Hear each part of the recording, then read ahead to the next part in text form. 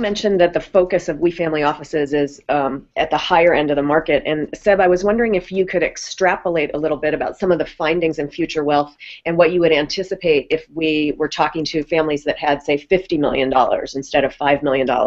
Do you see any patterns that you think will extend themselves up market? Well, I think that's very interesting because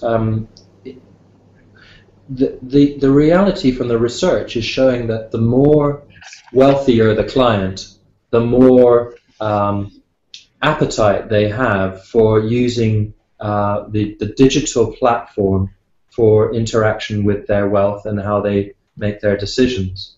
There was a particular finding there in the research of this is the first of 4 episodes for this year on the customer engagement, and I was particularly struck by this, which is around what was the source that made you choose your wealth manager, your wealth advisor.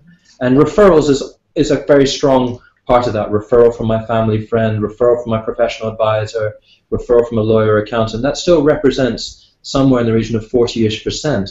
But there was a specific data point that I think we should take a lot more attention to, which was that nearly 10% of individuals did their own independent research online. And if we then, as I show you in the document, we broke it out and looked at wealth levels, when you go higher up, the 4, 5, 10, $50 million client, actually that percentage grows. So the wealthier you are, the more of a resource the internet space is. And I think that's a really significant piece of evidence for the future of our industry. Yeah, I'll tell you, Seb, I mean, just as a piece of anecdotal evidence, but I think it's quite powerful, is that we recently had a new family approach us, and the person leading the search for the family was, I think, in their 30s. And he was leading the search for a family office. His parents were involved in the conversation, but he began his search actually on LinkedIn. I believe he began it on LinkedIn, but the way he sort of found out about our firm was through LinkedIn, and then he realized that we had common connections, and he did some research of his own through those connections. But it was online. It wasn't online only, but yes, an important piece of his whole process, and we've not been visible, right, with our message and our brand, visibility on these social media platforms. I don't know that we would ever have come up in his search, frankly. No, and I think it's really, really interesting you have there, because, Mike, in that context, it actually also argues the case of being very coherent about your digital footprint. Because I'll give you another example. A very large bank, I think one that you met recently, they had a client that came to them.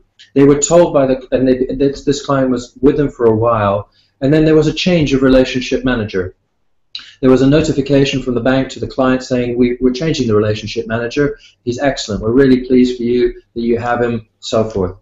Within a day, they got a call back from the client, which was an ultra-high net worth client, saying, I don't want to do business with you, and particularly I don't want to do business with that relationship manager. I've looked at his profile on LinkedIn, and I've looked at his activity on Facebook, and I've actually looked at your social media activity overall. And it can go the other way. So we have to be so much more coherent about this environment that we're operating in, because it's a crucial environment for stress testing the value of your business. Yeah, I think that's really important.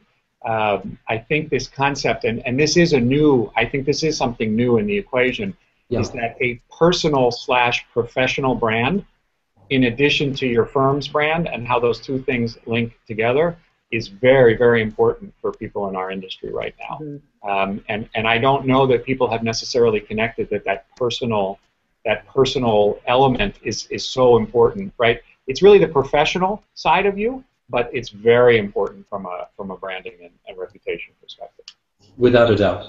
Well, and the more digital and real-time everything becomes, the more linked the personal and the professional brands are, and the harder it is to separate them. So I think Seb makes an excellent point, which is you need to understand what the presence and the perception is, and then manage it to be coherent and to project the points that are important to you.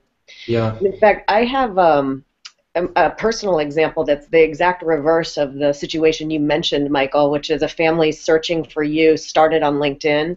I recently had a family come to me. They were recommended by a probate attorney, but once they got my name, they went to the computer, put it in, looked at all the things that I'd published, the research that I'd done, the places that I'd appeared, which then reinforced the referral they got.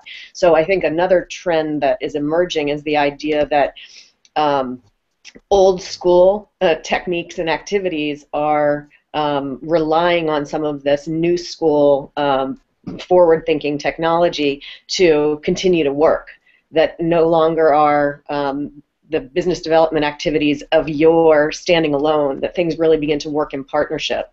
And the way we bring the client acquisition into the future is incorporating technology. Yeah, I think we in the industry have this fallacy that our clients aren't online and our clients aren't this and our clients aren't that. But I think the reality is that they are.